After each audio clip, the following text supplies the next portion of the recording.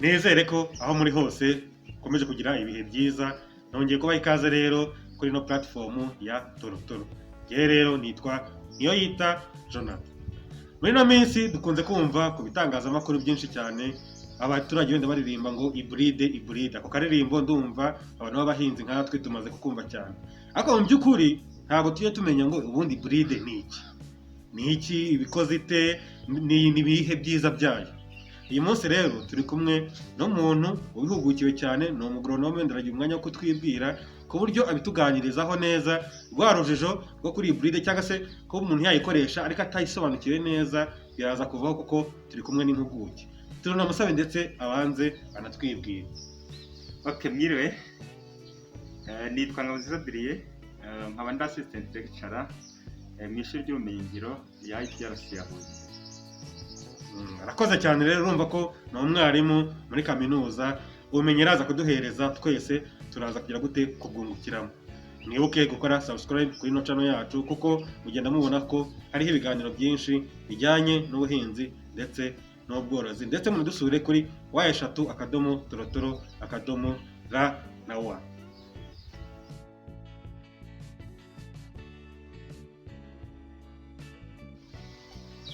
Murakoze. Ku gihingwa bita iburide nta gihe kinini gishize hakoreshejwe iburide ubundi mbere yuko ntangira kuvuga iburide icyo ari cyo, nkekana byaba byiza mpereye ku mateka yayo. Iburide ubundi yatangiye gukoreshwa, ubundi ibisanzwe iramenyerewe, bishobora kwikorera muri natire, ariko twewe iburide turabibuze kuvuga cyane. Ni iburide yakozwe n'abantu muri natire. N'ubundi iburide ni uburyo ibihingwa bishobora kubangurirana hagati yabyo. Bishobora gukorwa n'umuyaga, bishobora gukorwa n'inyoni, bishobora gukorwa n'umuntu anyuze mu murima. Ariko twewe iburide iri kamasho dukoresha n'abahinzi bacu uyu munsi igamije kongera umusaruro, ni iburide yabaye controle, yakozwe n'abantu mu murima. Mu mateka yayo rero, mu mpera cyangwa mo hagati mu kinyejana cya 19 nibwo abasiyantifike bamaze kubona uburyo abaturage bakomeze kwiyongera ku isi ariko ubutaka ntibwiyongere. Bashatse n'uburyo bongera umusaruro watunga abo baturage bari kwiyongera. Haba impinduramatwara mu buhinzi, ibyo bita mu cyongereza green revolution.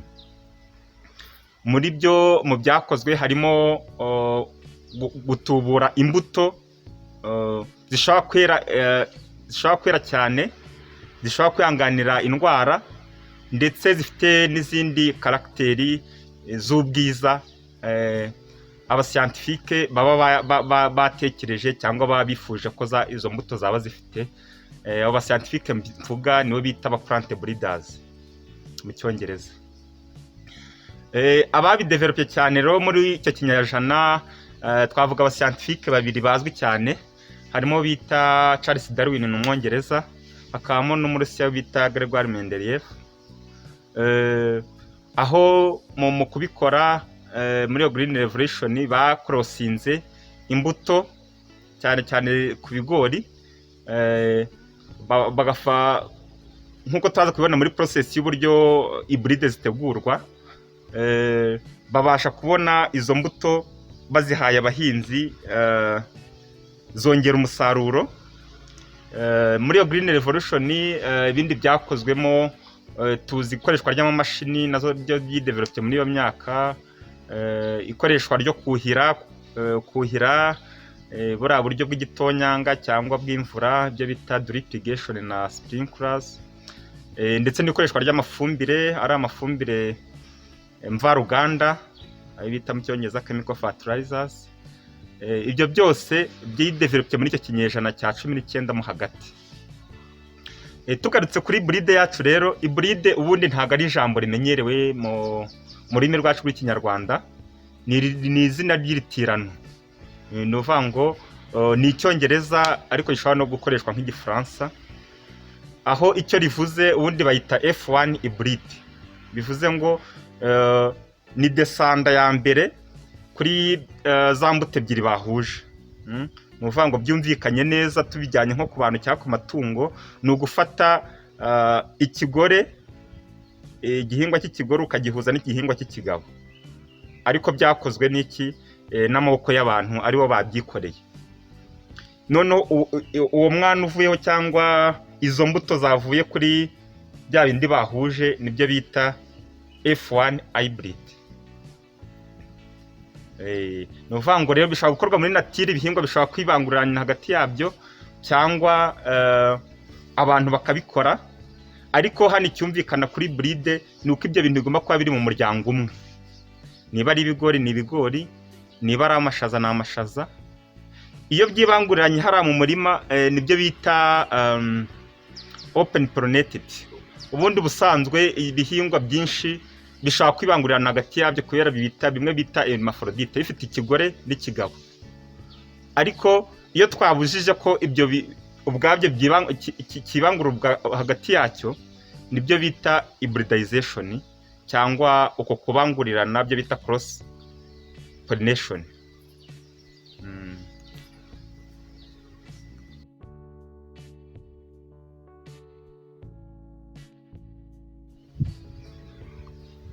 Uburyo noneho hybride itegurwa, tubikora dukontorora kondisiyo turi gukoreramo. Aho tuvuge tugiye gutegura wenda nka hybride y'imbuto y'ibigori niyo tumenyereye, umuhinzi cyangwa umuplante breeder uri gutegura iyo mbuto agerageza kumenya muri ibyo bihingwa agiye guhinga, ahinga amaploti abiri atandukanye, akamenya ploti izavaho kari agatwe ko hejuru k'akagabo ko bita anteri, kazavaho pollen grain. Ni ukuvuga ngo ni twazita nk'intangangabo mu bihingwa. Noneho akagira n'undi murima, nibutse ko ibigori cyangwa ibyo tuba turi gukorera hybridization cyangwa turi kubangurira ni hermaphrodite, bifite ikigore n'ikigabo. Ni ukuvuga ngo utabikoze mu buryo buri controle ubwabyo byakwibangurirana, aribyo bita open pollinated cyangwa self pollination. Icyo gihe ufata wa murima umwe nawe ufite ikigore n'ikigabo ukawita ko ari umurima w'ibigabo, ukafata n'undi murima nawe ukawuhingamo ya mbuto ushaka ko yayindi zaza kuyibanguriraho ifite za karagiteri ushaka. Ida muri izo karagiteri nababwiye hashaka ko harimo karagiteri yo kuba gifite umusaruro mwinshi, ariko kuba gifite umusaruro mwinshi kikaba kitaresista ku ndwara zikunda kuboneka muri ako gace. Gishaka kuba ari gifite umusaruro mwinshi ariko udafite uburyohe, ukashaka kugihuza n'ikindi gifite kiryoha cyane, cyangwa gishobora kuba kiba kirekire cyane ukashaka gukora ku buryo cyera mu gihe gitoya ari kigufi. Izo karagiteri zose wa murima wahinzemo ikigabo n'uwo wahinzemo ikigore, iyo tugiye kubikorosinga noneho dufata ka gatwe k'akagabo kavuye muri wa murima w'ibigabo tukagacaho tukakazana kuri wa murima, tukakazana kubangurira ikigore ka gatwe k'akagore kari muri wa murima w'ibigore. Ariko twabanje guca umutwe wo kuri bya bigore kugira ngo bitazikorosinga hagati yabyo, bitazibangurana hagati yabyo. Noneho iyo turangije turapfuka. Iyo turangije kubanguranya, twafashe ka gato twakuye muri wa murima w'ibigabo tukawuzana kubangurira ku kigore cyo muri wa murima w'ibigore twamanje gucaho guca umutwe. Icyo gihe turabipfuka kugira ngo hatazaza izindi external pollen ziza kubangurira wa murima wacu turi gukontorora dushakaho hybride. Iyo turangije kubipfuka, ikigori kirakomeza kikera nk'ibisanzwe. Noneho cyamara kwera, seed cyangwa imbuto zivuye muri wa murima twabanguriye turazibika neza. Izo mbuto nizo duha abahinzi bakazajya guhinga as hybrid, nizo bita hybrid. Ariko kubera ko tubikora dusa nk'abihuta, aba plant breeder bibatwara igihe kinini kugira ngo making sure ko nta karagiteri mbi zavuye kuri cya kigabo zishaka kuboneka muri ya mbuto y'ikigore. muri ya mbuto turi kudevelopa, kuri ya mbuto turi kudeveloperaho ikigore, kugira ngo za hybride tuzamakinga ushobora ko zigiye ku muhinzi zifite za karagiteri dushaka twakuye kuri za cya gihingwa cyacu cy'ikigabo. Iyo hybride ibonetse rero, ubundi bigomba ngira ngo muzi ko akenshi tuyihinga rimwe.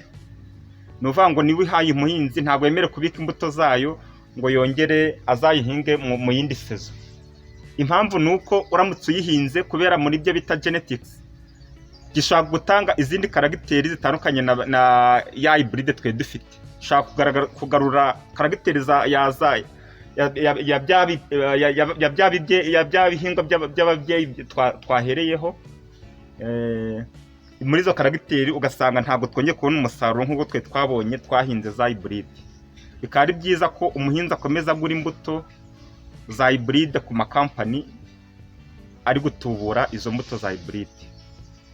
Ari nazo turaza kubona nka challenge y'abahinzi bahinga hybride yo kuba batabasha kwibikira imbuto.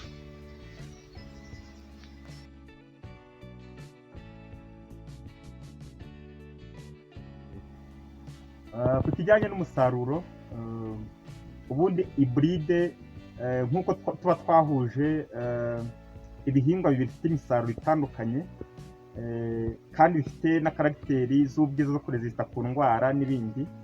Numva imbuto ifite umusaruro mwinshi yahuye n'ibyatumaga uwo musaruro utagerwaho kubera indwara, yongerewe noneho imbaraga zo kuba yarezista ku ndwara. Icyo gihe hybride murumva ko ifite umusaruro mwinshi kuruta ya mbuto umuhinzi yari asanzwe ahinga. Umusaruro wa hybride uba mwinshi kubera twahuje imbuto ebyiri, imbuto ifite umusaruro mwinshi ariko itihanganira indwara, yahuye noneho n'imbuto yihanganira indwara ikayiha za karagiteri nziza zo kuba yazihanganira indwara ziri muri ako gace. Icyo gihe umusaruro rero, iyo mbuto ibonetse iba itanga umusaruro mwinshi ugereranije n'imbuto umuhinzi we yari asanzwe ahinga.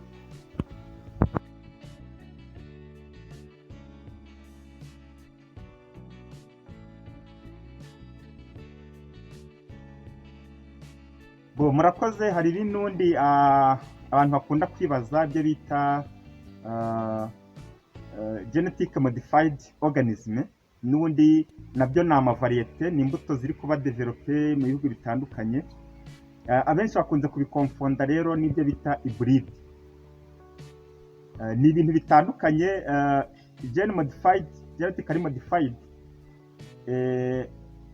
mpereye kuri hybride nababwiye ko ishobora gukorwa ubwayo naturally. Umurima hashobora kwiberamo kubangurirana hagati yabyo ibihingwa, umuntu atabigizemo uruhare, byakozwe n'umuyaga cyangwa n'utundi dusimba two bita insecte dutoya, urugero nk'inzuki ndetse n'inyoni mu gihe zigiye kurya kuri bya bihingwa.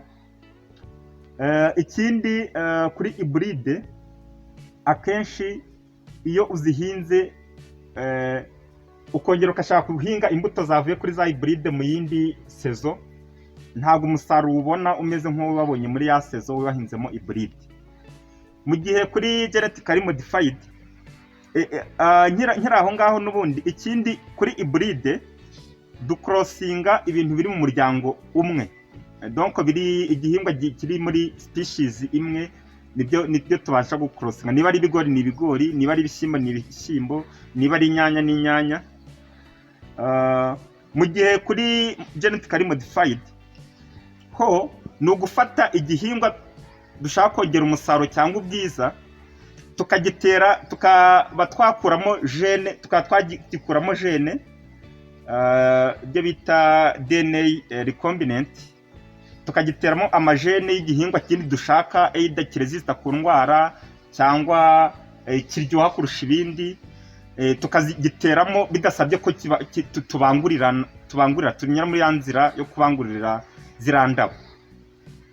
Icyo gihe muri genetically modified bisaba aba expert, aba scientist bahambaye kandi bigakorerwa muri laboratoire, mu gihe mu gutegura hybride byo bikorerwa mu murima.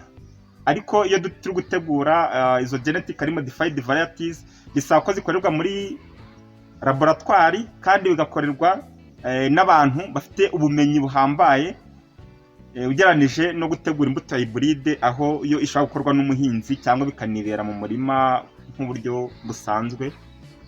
Ikindi kuri genetically modified, iyo uramutse uyihinze muri iyi sezo no mu yindi sezo ibishobora kugira ibishobora kongera kugaruka ifite umusaruro nk'uwo yari ifite muri sezo ya mbere, bigakomeza gutyo kugeza imyaka ntabasha kubara, aho ushaka gukomeza ufite umusaruro usa n'uwo wahereyeho kuri generasiyo ya mbere. Nkumva iryo ari ryo itandukaniro naba mvuzeho mu gihe ntaravuga ku bijyanye n'ingaruka zo gukompara hybride na genetically modified, ndetse n'uburyo n'impamvu genetically modified varieties ibihugu byinshi bitazemera. Turareba impamvu yazo muri session ikurikiyeho.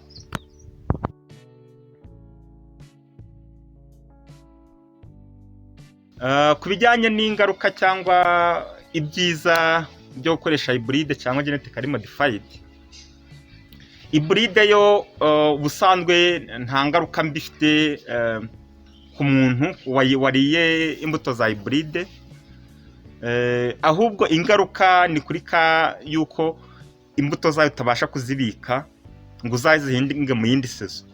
Buri gihe umuhinzi aba asabwa guhorana amafaranga yo kugura imbuto nshyashya, bigatuma atakaza amafaranga menshi. Ubusanzwe we yari amenyeye guhinga imbuto akayibika akazayikoresha no mu yindi sezo, gutyo atongeye gusubira ku isoko. Ariko iyo ari gukoresha hybride bimusaba gukoresha imbuto buri gihe yaguze kuri za kampani zitubura ya hybride. Kuri environnement nabyo ni byiza kuko nta kibazo bitera muri environnement. Twabonye ko akenshi biba biri sterile, bitagera muri environnement ngo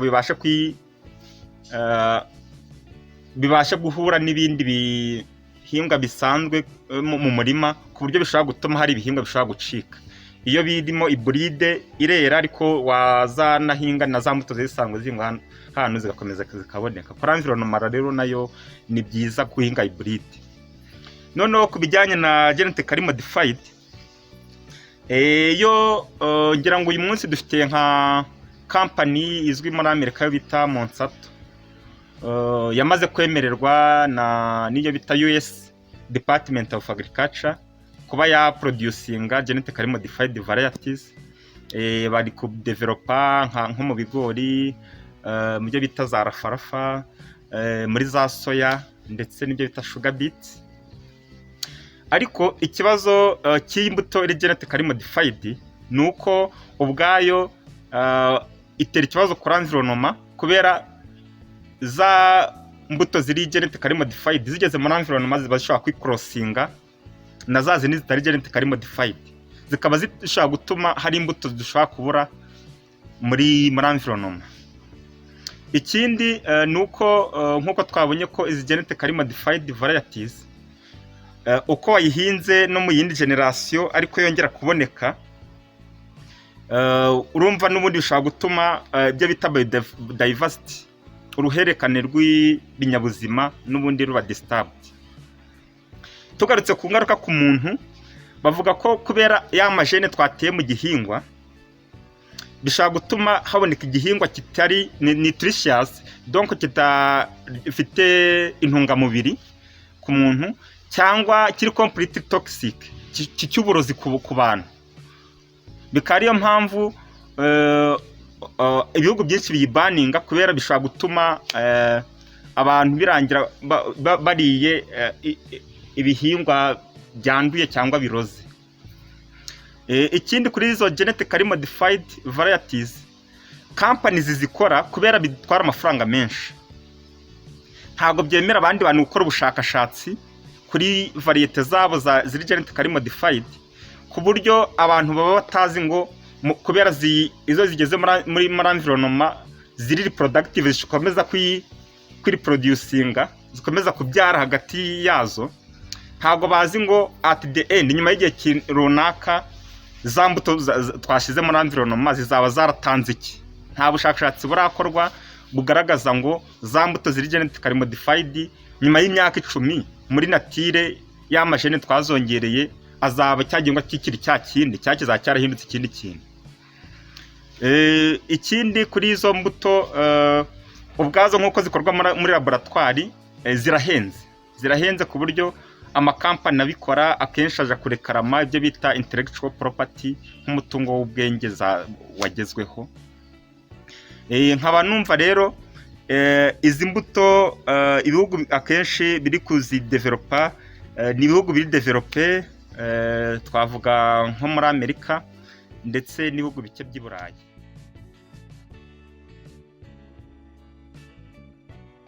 Inama nagira abahinzi gukoresha hybride ni byiza, ndetse na leta y'u Rwanda yatangiye gukora imbuto ubwazo. Abahinzi batangiye guhabwa ubumenyi bubafasha kuba babasha ubwabo gutubura izo mbuto za hybride bidasabye ko zituruka hanze. Abahinzi rero tubashishikariza kuba bakoresha hybride, kandi bakamenya yuko iyo wakoresha hybride utabika imbuto zayo ngo uzongere uyihinge mu yindi sezo. Niba uri gukoresha hybride ukomeza ujya ku isoko ukagura imbuto nshyashya hybride ukabona ubihinga, ko twabonye ko iyo ubitse imbuto ya hybride ugashaka kuyihinga mu yindi sezo ntabwo iguha umusaruro nk'uwo ya mbuto hybride yaguhaye. Ishobora gutanga ikindi kintu cyangwa ntinamere ntiyere. Imbuto ku bahinzi nuko bakomeza kugira umuco wo kugura imbuto buri sezo ya hybride. Ngira ngo ibindi kuri biriya bya genetically modified byo badusaba ko tugomba kugura imbuto ziri certified, ziri genetically modified certified. Donc ku makampani tuguraho imbuto tugomba kureba ko izo mbuto iyo kampani igurisha ifite certificate ko atari imbuto za genetically modified. Ntago tugomba kuba umuhinzi wacu yagura imbuto ahantu atazi imbuto ngo iremewe yaturutse hehe. Niyo mpamvu bagomba kugura imbuto zatanzwe n'amagoroteke nayo akaba yakoranye na za lab, bakabaha imbuto bazi ko itari genetically modified, kubera amakampani ahabwa certificate ko adakora imbuto za genetically modified varieties. Murakoze. Bakunze rero ba Torotoro, mubonye ko muri kino kiganiro twaganiriye cyane ku mbuto za hybride, uretse ko twanagarutse kuri za OGM cyangwa se organisme genetically modifié cyangwa se genetically modified organism. Uvuze ngo twabivuye muzi yabisobanuye neza, gusa ariko nanone mugize n'ikibazo wenda mutumviseho neza mwatubaza muri commentaire hano kuri YouTube, cyangwa se mukatwandikira kuri info@torotoro.rw. Reka dushimire rero Adrien kuba rwose yitabiriye akaduha kuri ibi bisobanuro. Ntago ari ubwa mbere, hari n'indi video yigeze kuduhereza atubwira kuri iki ku buryo ubuhinzi butangiza ikirere. Mwareba kuri YouTube channel yacu naho mukongera mukabireba uburyo dukora ubuhinzi butangiza ikirere. Tumushimira rero cyane, ndetse twizera ko n'ubutaha azagaruka akatuganirira ku bintu abahinzi dukunda kwibaza. N'ubu twajyaga twibaza ngo hybride ni iki, tubiririmba ariko tutazi neza, ariko ndakeka ibisobanuro aduhaye biratunyuze. Tuzasubira ubutaha rero, mwibuka gukora subscribe kugira ngo mubone n'ibindi biganiro byose binyura kuri zino YouTube channel, ndetse munadusure kuri @torotoro.ra. Bye, Imana ibahe umugisha.